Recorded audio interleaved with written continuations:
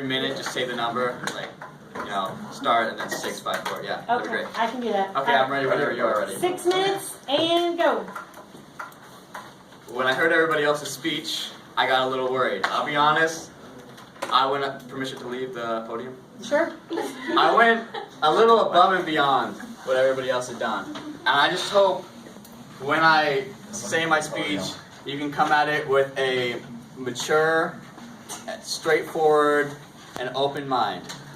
That's all I have to say. I'm not going to make you pledge, but make you more comfortable. You wouldn't make anyone pledge, would you? Low Wang.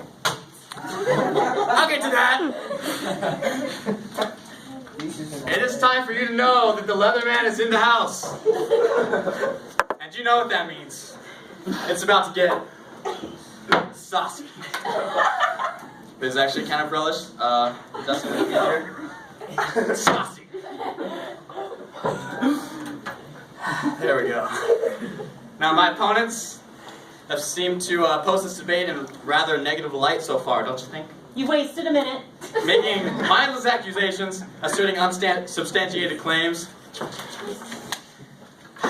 But have no fear.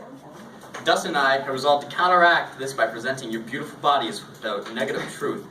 This nugget, you better be. This is the nugget which champions the following logic. That the current system of mass metadata collection not only works better than any libertarian alternative that these little quanquans should think of, but that betwixt its frighteningly hairy loins, mass metadata collection holds the potential to reinvigorate the United States, if only harnessed properly. This brings me to some slightly tangential points, but I would nonetheless like to bring them up. First, that I love the USA. Secondly, that I am no doubt a citizen of the United States. 4 minutes. Also, I've never been a covert operative for the Empire of China, blessed as she is. Blessed indeed! And all of her empire's holding, especially under the name Lo Wang. It's a shame that the rumor is spread, but given that my opponents are 37% potato and 101% gulag-destined capitalist scum, I'm not surprised by the perpetuation of this lie. I also find it necessary to state that the reinvigoration of the United States is critical to the continued success of its people, whom I hold very dear. Anyways, as I was saying, the counter plan, which my partner and I propose, is based off of the contention that the collection of general usage of metadata can and should serve to enrich the lives of the American people. Now, the affirmative plan is one based off of paranoia and fear. It assumes that metadata collection is weird and creepy. It focuses strictly 3 minutes. on the criminal surveillance capabilities of metadata, which in and of themselves are not entirely maliciously designed. This certainly was their main downfall in constructing the argument.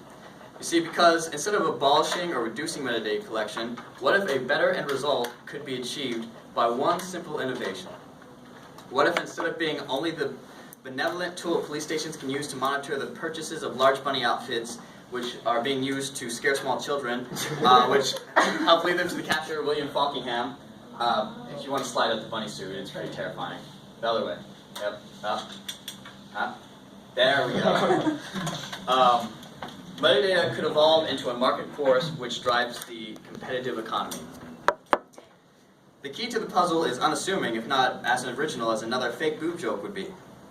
All that needs to be done is the introduction of commercialized metadata for the private sector by the federal government. Introductory or nullified rates for companies entering the United States, paired with some no-nonsense policies that would create a business-friendly environment in which the government could cut right out to the big moneymakers, the businesses.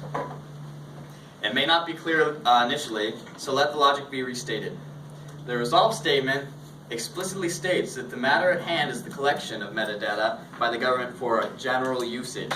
Not only does the term general usage imply terrorist offenses and safeguard against no-no like whatever exotic drug Ryan Andrews is currently addicted to, it encompasses any application the federal government can find for metadata.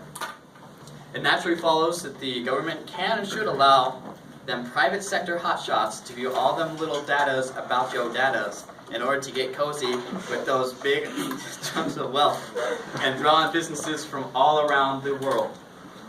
The attraction of businesses lies in the fact that if a company is allowed to access metadata, profits will increase. 1 minute. This is due to the combination of lower product costs stimulating sales and a high quality of pickings, perpetuating positive reviews and permanent business relationships. Here's how it works. When businesses no longer spend... What did I say? That's it. When businesses no longer spend their dank cash money moolahs on advertising for irrelevant demographics and posts detailing what consumers want, they're afraid to either invest capital in research developments or simply pocket it and slash the prices to reflect their savings. 30 seconds. This overhaul system would result in a productivity boost that would make my dad smile if he wasn't a worthless drunk. Isn't that what we all want? Don't we all love happy people? I certainly do. A tertiary objective, which the counterflank can very well complete, is to step towards a more sustainable America. This is where I will step heavily into the round of counter-argumentation. Please try to bear with me. I know that Mike Duffy would if he wasn't a small chihuahua, trapped inside of an Oompa Loompa suffered from gigantism.